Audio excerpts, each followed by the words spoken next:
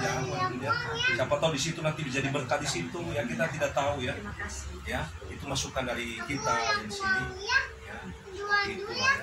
Jadi Tuhan, kita bisa sama-sama bergabung untuk memuji berdoa di tempat ini. Bukan karena kebetulan ya, tapi semua karena Tuhan bawa di sini supaya dibukakan mata rohnya. Tuhan bawa kemana ya, bukan berarti istilahnya bukan lagi Katolik Kristen, ini sebetulnya hati ya, hatinya di mana ya, terus mau dibentuk nggak di situ di tempat itu gitu. Kan, Pak, maaf ya, saya kan bekas dari biara, dari salon Romo. Nanti kalau saya mau pindah ke yang lain, pindah lagi agama gereja, taruh di mana muka saya? Kalau dicaci maki, ini Katoliknya, Katolik benar atau cuma Katolik apa di mulut saja. Saya tidak mau kan? Ya karena sudah lama sih. Nama pribadi saya dan juga iman saya mau buktikan. Cuma ngomong aja tapi dia bikin B. Di dunia maya saya perhatikan ada jejak digital Bapak. Namanya Benedictus siapa? Saya Wilson. Iya. Sebutkan aja di YouTube-mu itu Bapak Ibu, Benedictus, atau dibikinlah Pater calon Romo Benedictus Wilson. Pasti ada. Persis seperti Mongol. Nah, langsung keluar. Atau sama seperti saya juga. Jadi hanya sendiri aja Pak, nggak ada bersaudara? Ya memang maaf. Ada saudaranya. Saya anak tunggal. Oh. Jadi repot ya sekarang. Sampai waktu ini sampai ada yang suster, ada orang Katolik marah kepada saya. Kenapa ada baik-baik itu kamu keluar? Bukan berarti ada orang masalah saya. Terus sekarang saya mau kembali, saya lihat suster agak seperti dari sikapnya ya, dia banyak agak lain saya lihat. Dan saya tidak mau memaksa sama dia. Ya kan? Jadi saya berdoa saja, Tuhan melalui peristiwa ini apa maksudmu Tuhan bagi saya? Saya menerima Tuhan dan keputusan Bapak aja mana yang terbaik ya. Ya karena juga doa dari anak membantu saya. Dalam doa ya. Kira-kira di mana saya harus Iya. Terima kasih. Ya Tuhan Yesus berkati. Pasti Tuhan tolong lah ya Pak ya. Yang terbaik yang Tuhan ini selagi masih sisa hidup ini ya. Umur sudah 83. 83 bukan 38 nanti. Ya Tuhan yang memberikan terbaik lah, di mana parti yang bagus yang jadi berkat di sana dan tenang di sana juga ya. Jangan keliling-keliling lagi ke sana ke sini. Capek juga, kasihan juga nanti. Ini saya dimarahi itu saya sadar ya. Karena begini Pak, sebelumnya memang saya pernah koordinator dari doa persekutuan doa antar agama. Amin. Ya itu di situ. Banyak sekali karya Bapak di sana. Jadi saya juga bergaul baik dengan Buddha, ke wihara, ke Konghucu, ke Topekong. Tapi ada yang nggak tahu, kok kenapa ada begitu? Kan ada bidang antar agama. Kan sini kan ada kan apa yang dibuka persekutuan doa itu yang antar agama, ada juga Islam di situ, ada Buddha, ada Konghucu, ada Katolik, segala macam. Nah, karena saya bergerak di bidang itu, jadi saya nggak mau. Tapi emang sekarang orang bilang, kamu nggak boleh, kamu seperti gado-gado. Ya, oke. Karena mereka tidak tahu tujuan saya, tidak salah mungkin ya. Karena mereka hanya lihat dari luar. Mereka tidak melihat di dalam hati Bapak. Tapi sekarang saya sadar, memang itu yang dia bilang itu juga betul ya Pak. Mereka betul, Bapak juga betul, tapi yang lebih betul ya. Beliau. Sekarang ambil agak kuat. Di mana kamu mau ikut dan jangan kesana kesini. Jadi orang juga menjadi ragu dan oke, ini mungkin juga saya salah kaprah ya mungkin Pak. Tapi Tuhan yang Maha mengetahui ya. Amin. Terima kasih banyak. Amin. Ya, oke, kita baca sebentar firman Tuhan lah ya. Menguatkan iman kita pada hari ini. Kita ambil di Yohanes 10 ayat 9 dan 11. 9 sampai 11. Yohanes 10, 9, 10 dan 11. Judul perikopnya Gembala yang Baik. Yohanes 10 ayat 9, 10 dan 11. Akulah pintu, barang siapa masuk melalui aku, ia akan selamat, dan ia akan masuk dan keluar dan menemukan padang rumput. Pencuri datang hanya untuk mencuri dan membunuh dan membinasakan. Aku datang supaya mereka mempunyainya hidup dan mempunyainya dalam segala kelimpahan. Kata Yesus, akulah gembala yang baik. Gembala yang baik memberikan nyawanya bagi domba-dombanya. Amin. Amin. Jadi gembala kita sebetulnya itu Tuhan Yesus saja, Tuhan Yesus yang luar biasa, yang mengatakan akulah pintu, ya. Bahkan ada firman Tuhan di mana tuh, akulah jalan kebenaran dan hidup, tidak seorang pun yang datang kepadaku kalau tidak melalui aku, yaitu Yesus Kristus yang mengatakan di sini akulah pintu. Makanya kita kalau doa di dalam nama Tuhan Yesus Kristus, jadi barang siapa masuk melalui aku, kata Tuhan Yesus, ia akan selamat dan ia akan masuk dan keluar dan menemukan padang rumput. Di dalam Yesus ada rumput yang hijau, ada tempat yang damai, sejahtera, sukacita yang luar biasa. Makanya setiap pergumulan kita hanya berserah, kita mengadukan apapun itu permasalahan kita, problem kita, kerinduan kita kepada Tuhan Yesus saja. Karena Dia adalah gembala kita yang luar biasa. Dia selalu mendengarkan setiap doa-doa kita. Walaupun kadang-kadang doa-doa kita ada yang cepat, ada yang belum, dan ada yang tidak mau Tuhan jawab juga. Dan semuanya tepat pada waktunya, ya. Dan memang kita tahu kita selalu sering mendengarkan firman Tuhan itu di ayat 10 ini. Pencuri datang hanya untuk mencuri dan membunuh dan membinasakan. Aku datang supaya mereka mempunyai hidup dan mempunyainya dalam segala kelimpahan. Jadi mungkin kalau kita sudah tahu, contohnya malam ini ada pencuri datang kepada kita di rumah kita, pasti kita siap-siap, ya kan? Tapi kalau pencuri itu datang, dia diam-diam, ya kan? Kita sering melihat di YouTube atau kejadian-kejadian, ada yang membunuh, ada yang membinasakan, ya kan?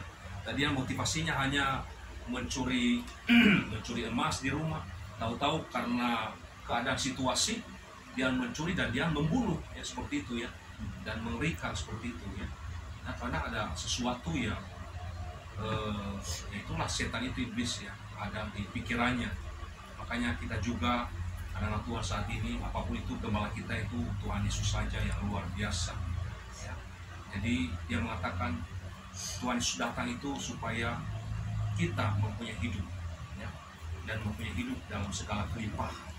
Nah, ini kadang-kadang di dalam segala kelimpahan ini, karena kita pengertian kita kelimpahan di dalam arti jasmani, tapi sebetulnya itu bagus banget. Kemarin ada dengar firman Tuhan, jadi kelimpahan itu di dalam hati kita. Jadi hati yang berkelimpahan, hati yang penuh dengan kasih, hati penuh dengan belas kasihan, hati yang penuh dengan memberi, ya. Jadi bukan hati segala kelimpahan dalam arti apa istilahnya berkat jasmani, tidak. Tapi segala kelimpahan itu segala hal-hal yang baik dalam hati kita, ya. Di dalam hati itu nomor satu sebetulnya, ya. Itu semua yang kenyataan itu hanya sementara, tidak kekal. Tapi yang kekal itu dari hati. Kelimpahan dari hati itu kedamaian, ada sukacita, ya, apalagi hati yang memberi, hati belas kasihan, dan hati yang penuh dengan sukacita dan penuh pendirian.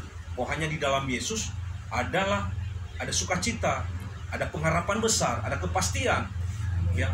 Jadi mungkin kita tidak tahu tahun 2024 ini ujungnya bagaimana, tapi di dalam Yesus kita tahu, karena Tuhan Yesus ada di hati kita, di hidup kita.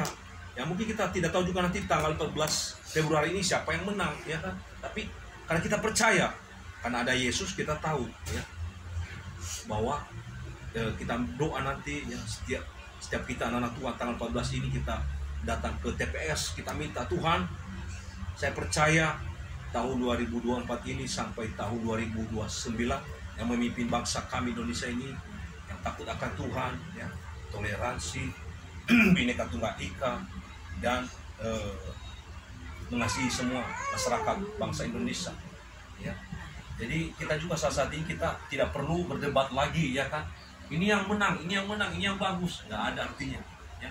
Dan kita bersyukur selama ini karena anak-anak Tuhan kita berdoa, ya, gereja-gereja Tuhan berdoa selama hampir 10 tahun ini, ya, karena kita sudah berdoa, ya, Tuhan memberikan yang terbaik untuk memimpin bangsa kita. Indonesia itu Pak Jokowi ya, 2 periode. Tapi kita nanti selanjutnya kita berdoa lagi yang terbaik yang dari Tuhan. Pasti kalau yang dari Tuhan itu pasti Tuhan memberikan yang terbaik.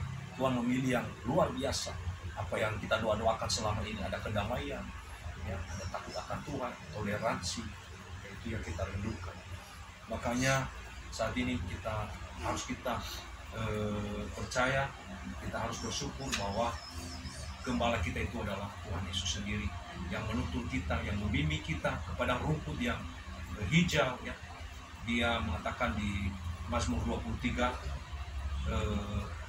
itu sering kita dengar Tuhan adalah gembalaku, takkan kekurangan aku ya.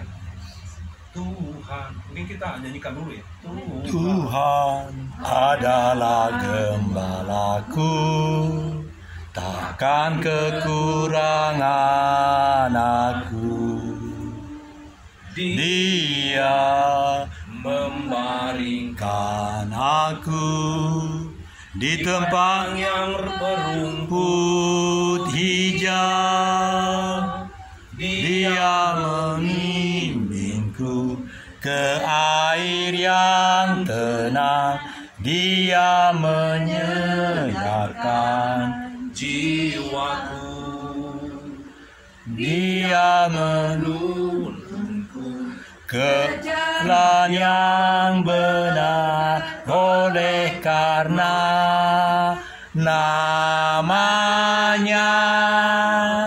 Sekalipun aku berjalan dalam lembah kekelaman, sekalipun takut bahaya, sebab Engkau besertaku. Nah, kalau kita mengerti lagu ini, firman Tuhan ini sebetulnya kita tidak pernah khawatir lagi dalam hidup ini ya. Ini Tuhan adalah gembalaku yang baik. Kalau kita terus, ya memang ini sederhana saudara, tapi ini luar biasa. Tuhan adalah gembalaku, takkan kekurangan aku. Jadi setiap kita manusia sebetulnya tidak pernah berkekurangan apapun itu ya. Walaupun kekurangan apa, contohnya kadang-kadang secara pribadi perasaan kita, aduh kami kekurangan, sebetulnya tidak.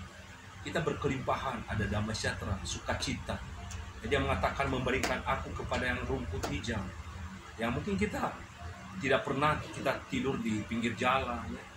Tapi kita tetap kita tidur di tempat yang bagus ya, tidak tidak bocor ataupun yang lainnya. Tuhan menolong kita. Dia membimbing aku ke air yang tenang. Nah ini, jadi Tuhan selalu membimbing kita ke air tenang, ada kedamaian dan sukacita, menyengarkan jiwa kita saat kita menyembah Dia. Seperti apa yang kita kerjakan tadi pagi mulai sampai saat ini, kita bisa jiwa kita segar kembali.